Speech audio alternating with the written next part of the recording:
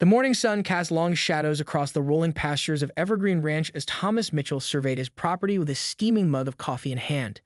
At 52, Thomas had spent the last decade transforming these 30 acres from an overgrown wasteland into a thriving homestead. His weathered hands bore the calluses of countless fences mended, barns raised, and fields tilled. This land wasn't just property to him, it was the manifestation of a lifelong dream, purchased with the retirement fund from his 20-year military career. The ranch sat at the edge of Whispering Pines, a once rural community that had seen rapid development over the past 5 years. New subdivisions had sprouted like mushrooms after rain, bringing with them manicured lawns, cookie-cutter houses, and much to Thomas's chagrin, homeowners associations with their endless rules and regulations. Thankfully, his ranch predated the developments and remained outside their jurisdiction. Or so he thought. Thomas nearly choked on his coffee when he spotted them, 3 massive commercial trucks parked along the eastern edge of his property. Their mud-caked tires had carved deep ruts into the soft soil where he planned to plant wildflowers come spring. Company logos for Elite Landscaping Services emblazoned the sides of each vehicle. "What in the name of," Thomas muttered, setting his mug down on the porch railing with enough force to slosh coffee onto his worn boots. He marched across the field, trying to keep his temper in check. As he approached, a woman emerged from the cab of the lead truck. She wore designer riding boots that had clearly never seen a horse, pressed khakis, and a blindingly white blouse.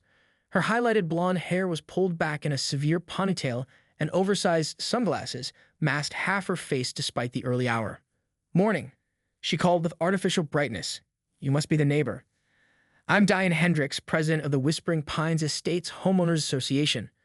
Thomas didn't return her smile. "Ma'am, these trucks are on private property. My property." Diane's smile didn't falter, but something hardened in her posture. "Actually, this is common area easement according to our subdivision plans. We're preparing for our spring beautification project." She gestured vaguely toward a clipboard she carried. "The landscaping crew needs somewhere to stage their equipment." "There's been a misunderstanding," Thomas replied, struggling to keep his voice level. "This land has been in my name for 10 years. There's no easement here." Diane's smile tightened. "Well, our paperwork says otherwise. This buffer zone was designated as shared green space in the development agreement." "What development agreement? I never signed anything." Thomas felt his face growing hot. "I'm not part of your HOA." "That's not entirely accurate," Diane said, removing her sunglasses to reveal sharp, calculating eyes. "When Whispering Pines Estates was approved, certain boundary accommodations were made with adjacent properties. I have the documents right here." She flipped through papers on her clipboard. Thomas crossed his arms. "I'd like to see those documents, because I guarantee I never agreed to let you use my land for parking or anything else." Diane's expression soured. "Mr. Mitchell," Thomas Mitchell. "Mr. Mitchell, I understand you're upset, but this is a misunderstanding that's easily resolved. The HOA has jurisdiction over this section as outlined in county planning documents." She tapped her manicured nail against the clipboard. "We don't need to make this difficult." "The only one making this difficult is you by trespassing," Thomas countered. "I'd want these trucks off my property by noon." Diane's false pleasantness evaporated entirely. "That won't be possible. Our crews are on a tight schedule, and the trucks will remain here for the duration of the project, approximately 3 weeks." Thomas stared at her in disbelief. 3 weeks? Absolutely not. "Mr. Mitchell," Diane's voice dripped with condescension, "perhaps you're unaware of how things work around here now. Whispering Pines Estates represents over 200 premium homeowners. We have considerable influence with local officials. The threat wasn't subtle." Thomas felt his military training kick in, assess the situation, identify the threat, formulate a strategy. "You have until noon," he repeated firmly. "After that, I'll have them towed at your expense." Diane's eyes narrowed. "I wouldn't advise that. Legal action can be quite costly for individuals. Our association has an excellent attorney on retainer." As Thomas stood his ground, he knew this was only the beginning.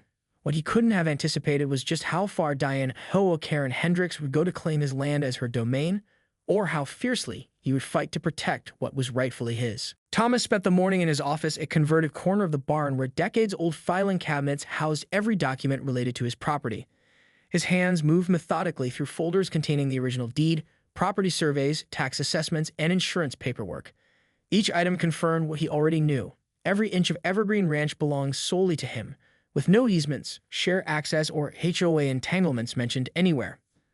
By 11 o'clock, he gathered his documentation and made 3 phone calls, one to the county assessor's office, one to his insurance agent, and finally, one to Jack Reynolds, an old Army buddy who became a respected attorney in the neighboring county.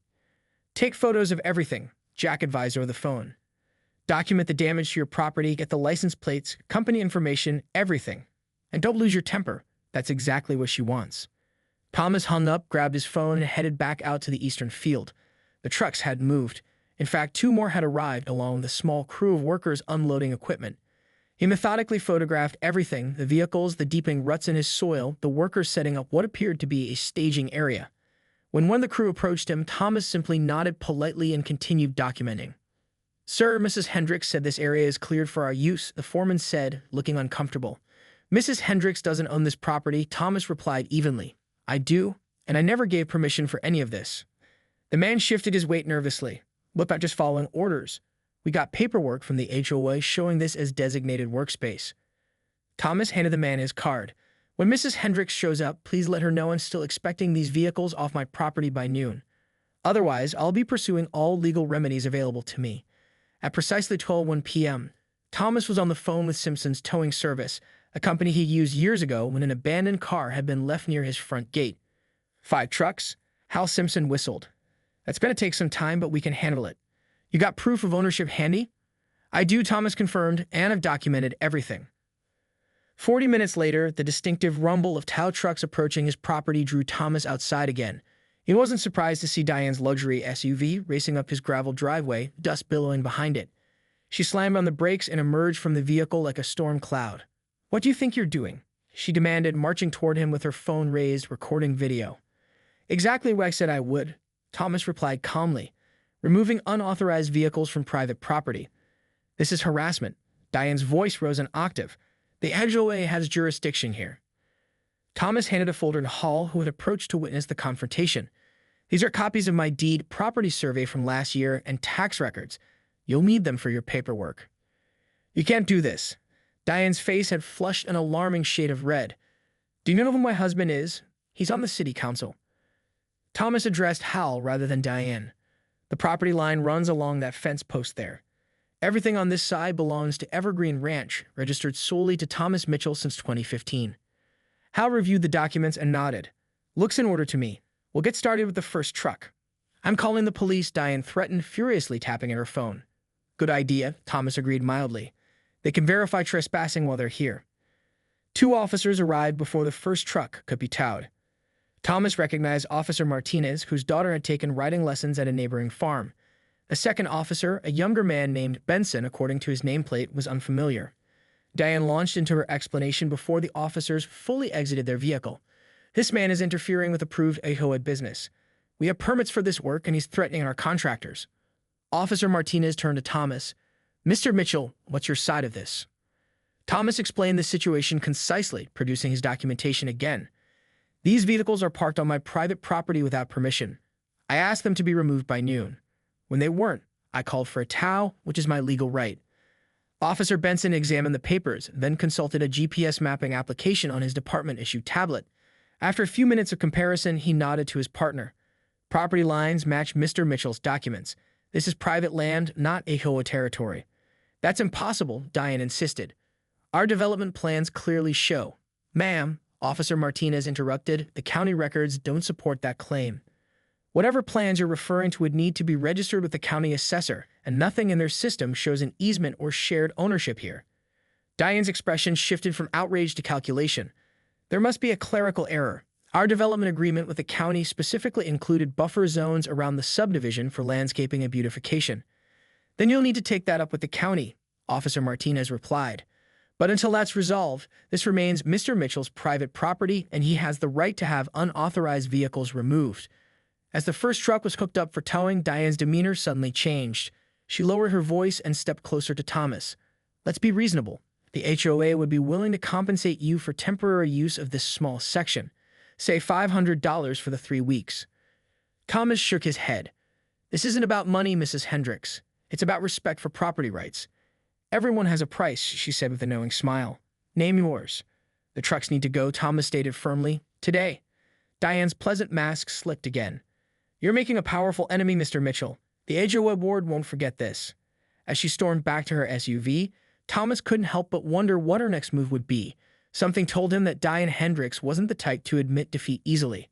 The battle for Evergreen Ranch had only just begun. 3 days of blessed peace followed the towing incident. Thomas used the time to repair the damage to his eastern field, filling in the deep ruts and reseeding the torn-up soil.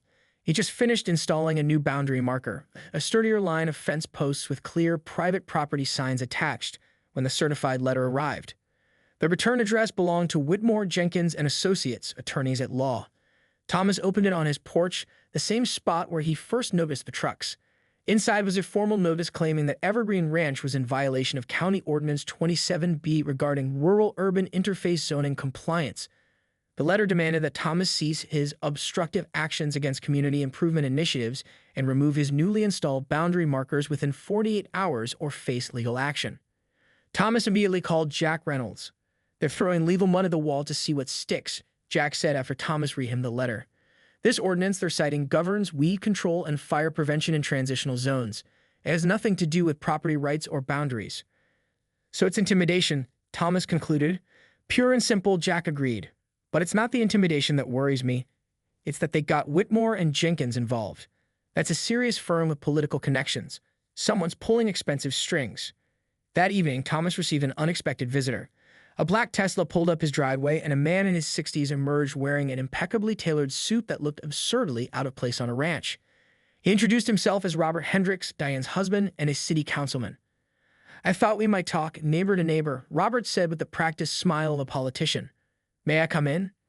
Thomas led him to the porch, offering water instead of the beer he'd been enjoying. "Beautiful property," Robert remarked, gazing out at the sunset-painted fields. "I can see why you're protective of it." "Thank you," Thomas replied simply, waiting for the real purpose of the visit. Robert didn't waste much time. "I'll be direct, Mr. Mitchell. My wife can be overzealous in her duties as HOA president, but the underlying issue remains valid. The Whispering Pines development was approved with certain understandings about peripheral beautification." "Understandings don't override property deeds," Thomas countered. Robert nodded as if Thomas had made a good point in a debate club. "Technically correct. However, the county is currently reviewing development zones, and there's significant pressure to reclassify outlying properties like yours for consistency with the master plan." The threat was subtle but clear. Play ball now or face rezoning later. "Are you saying the city council would rezone my property without my consent?" Thomas asked. Robert spread his hands in a gesture of innocence. "I'm saying that progress is inevitable. Whispering Pines represents over $60 million in tax revenue. Individual holdouts become problematic." "I'm not a holdout, Councilman. I'm a property owner with clear title and rights." Robert's smile never wavered. "We all have rights until new ordinances are passed. The smart play would be to work with us now and establish good faith. The HOA is prepared to offer $10,000 for a permanent easement along your eastern boundary. A generous offer considering we could potentially acquire it through other means eventually." Thomas felt his jaw tighten. "Is that a threat?" "It's reality," Robert said smoothly. "I hate to see you spend years fighting legal battles only to lose in the end. My wife might lack diplomacy, but her instincts are sound. This community is growing. The days of unfettered rural properties within the development corridor are numbered." After Robert left, Thomas called the county commissioner's office and requested all public records related to rezoning proposals and the Whispering Pines development approval. He then contacted 3 neighboring ranchers whose properties also bordered the subdivision. Ellen Martinez, whose family had owned the adjacent orchard for 4 generations, confirmed his suspicions. "They've been picking us off one by one," she told Thomas. "Jackson sold his 10 acres last year after they kept filing nuisance complaints about his tractor noise. The Wilsons gave in after the HOA sued them over their barn height. They claimed it obstructed premium views from the new houses." The next morning, Thomas was updating his property insurance when his phone rang. It was Officer Martinez. "Mr. Mitchell, I thought you should know there's been a complaint filed against your property for illegal dumping." "What?" Thomas was genuinely confused. "There's no dumping on my land." "That's what I figured," Martinez said quietly. "But I'm required to investigate. The complaint included photos of construction debris in your eastern field. The timestamp shows they were supposedly taken yesterday." Thomas walked out to check the area while still on the phone. "There's nothing here. The field is clean." "The complaint came from the HOA," Martinez added. "The same woman from the other day."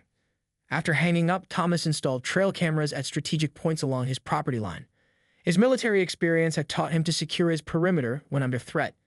He barely finished mounting the last camera when a county vehicle pulled up. A young woman in a Department of Environmental Protection uniform introduced herself as Inspector Reyes. "I'm here about a water contamination complaint," she explained, looking uncomfortable. "Someone reported potential runoff issues from livestock affecting the water that feeds into the Whispering Pines community." Thomas raised an eyebrow. "My 4 horses are creating water issues for 300 homes." Reyes had the grace to look embarrassed. "I'm just following up on the report, sir. Standard procedure." "Let me guess, the complaint came from the HOA." She nodded. "We've received 7 complaints this week from the same source. Policy requires investigation of each one." Thomas showed her his property, including his state-of-the-art waste management system he'd installed specifically to protect the local watershed. Inspector Reyes took notes and photos, clearly finding nothing amiss. "Between us," she said quietly as she prepared to leave, "you're not the only one getting this treatment. 3 other properties bordering Whispering Pines have faced similar complaint barrages in the past month." That evening, Thomas held a meeting in his barn with 5 neighboring property owners. Each shared similar stories of harassment, legal threats, and pressure to sell or grant easements to the HOA. "They're systematically trying to expand their territory," said Bill Jenkins, a retired judge who owned 20 acres to the north. "Classic encroachment strategy, make it so miserable to resist that giving in becomes the path of least resistance." "So what do we do?" asked Ellen. Bill smiled for the first time that evening. "We fight fire with fire. I've been collecting evidence for months. With all of us working together, we might have enough to approach the state attorney general about a pattern of harassment and potential abuse of government processes."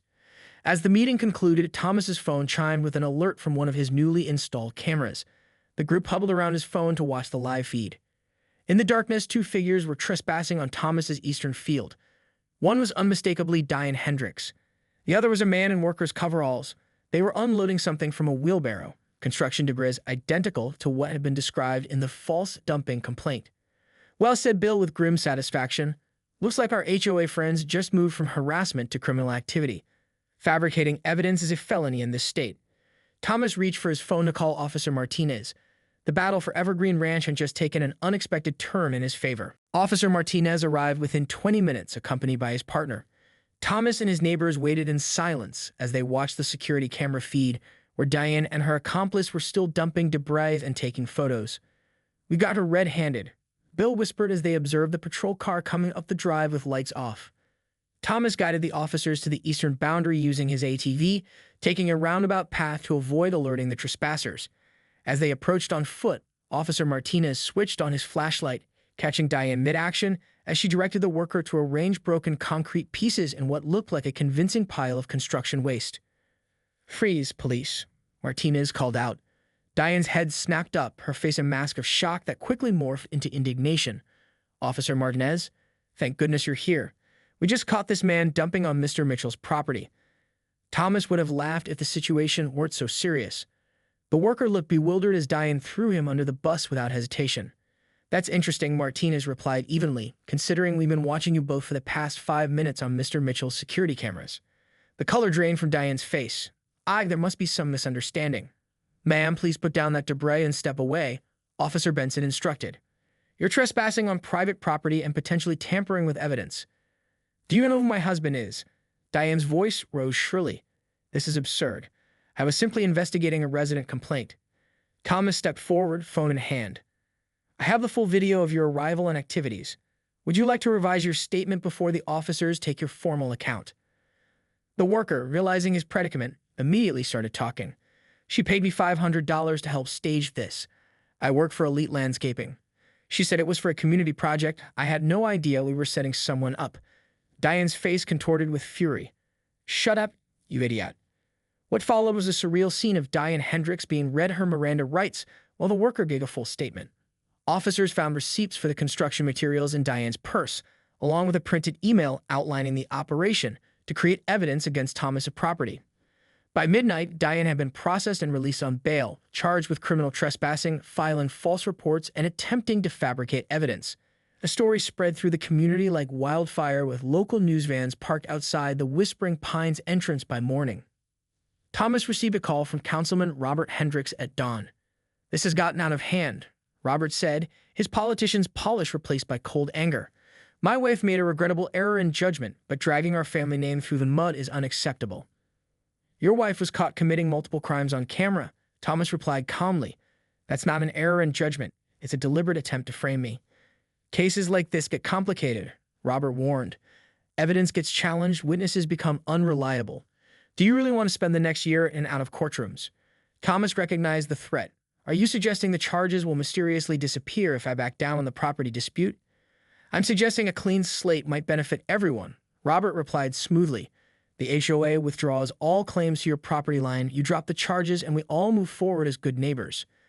Thomas thought of the other property owners being harassed, the systematic campaign to expand HOA territory through intimidation. This isn't just about my land anymore. Don't be naive, Robert scoffed. This is absolutely about your land. The rest is collateral damage that can be minimized with cooperation. That afternoon, Thomas hosted another meeting in his barn, this time with even more neighbors and Jack Reynolds present as legal counsel. The local newspaper had run a front-page story about Diane's arrest, complete with quotes from Inspector Reyes about the pattern of complaints against rural properties bordering Whispering Pines. They're offering a deal, Thomas explained to the group. They'll drop their claims to my property if I drop the charges against Diane. Ellen shook her head. If you take that deal, they'll just move on to the next target. Maybe be more careful about getting caught, but the strategy won't change. Bill Jenkins nodded in agreement. This isn't just about stopping them from taking your land, Thomas. It's about stopping the entire approach.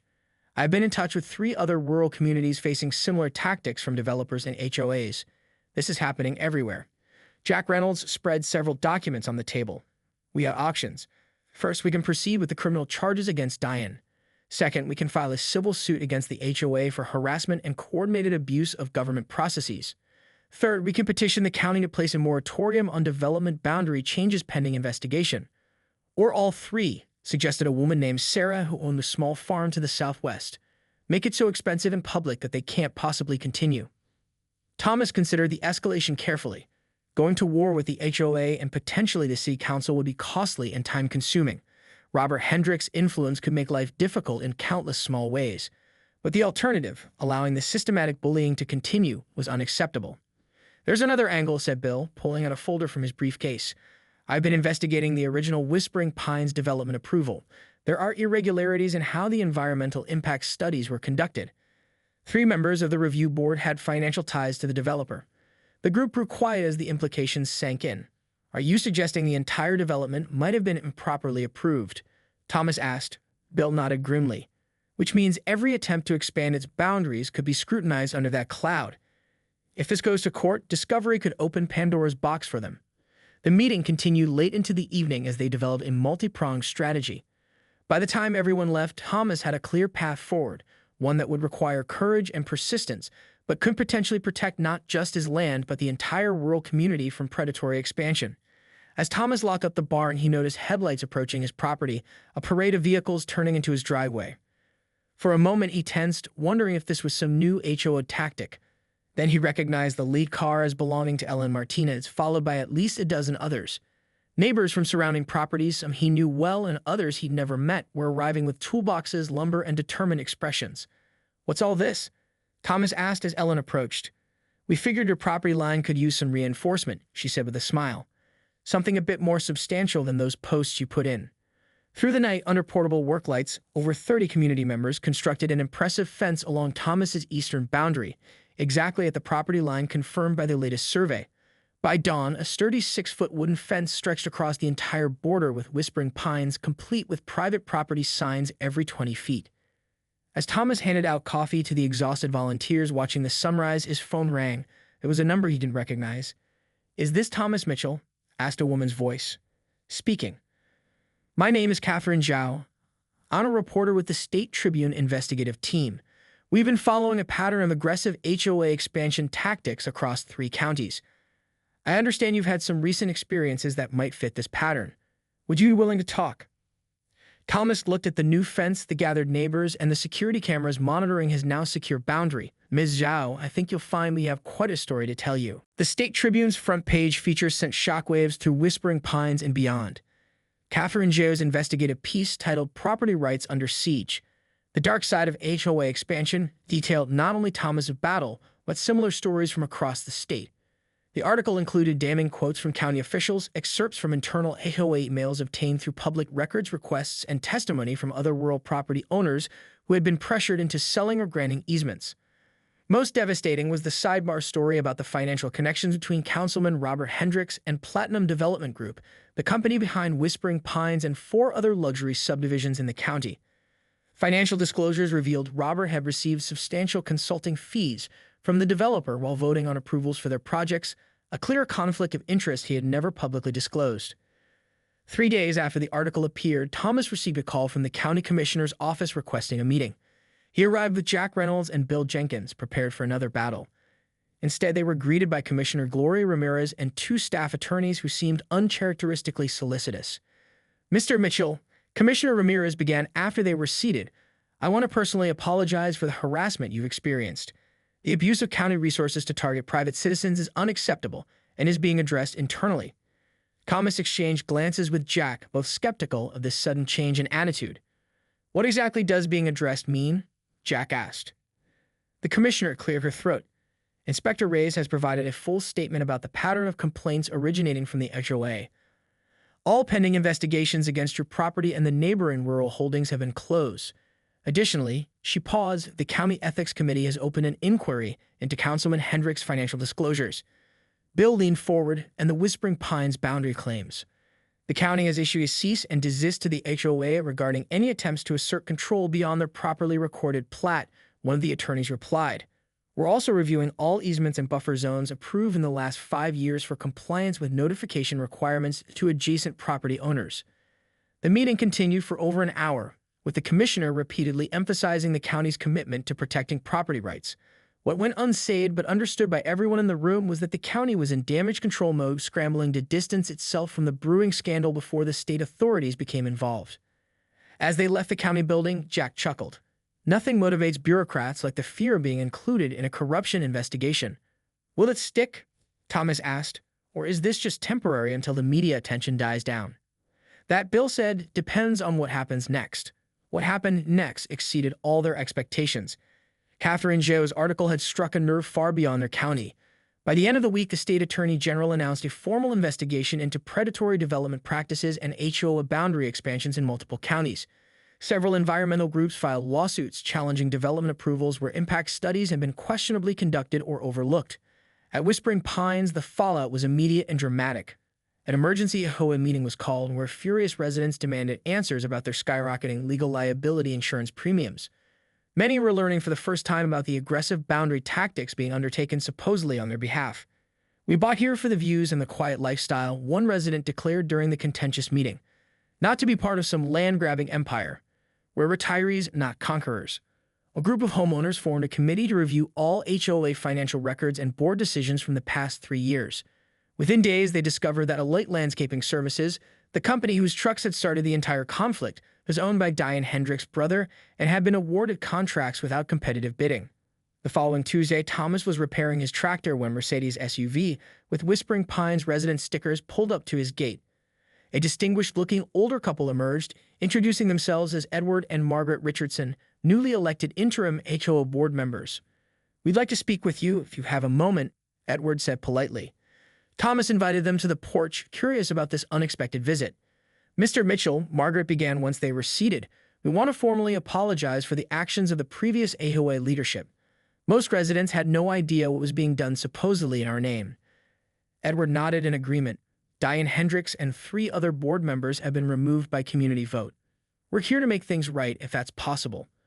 Thomas listened as they explained the changes being implemented, a new HOA charter explicitly prohibiting expansion beyond recorded boundaries, transparent contracting processes, and a community review committee for all board decisions affecting neighboring properties.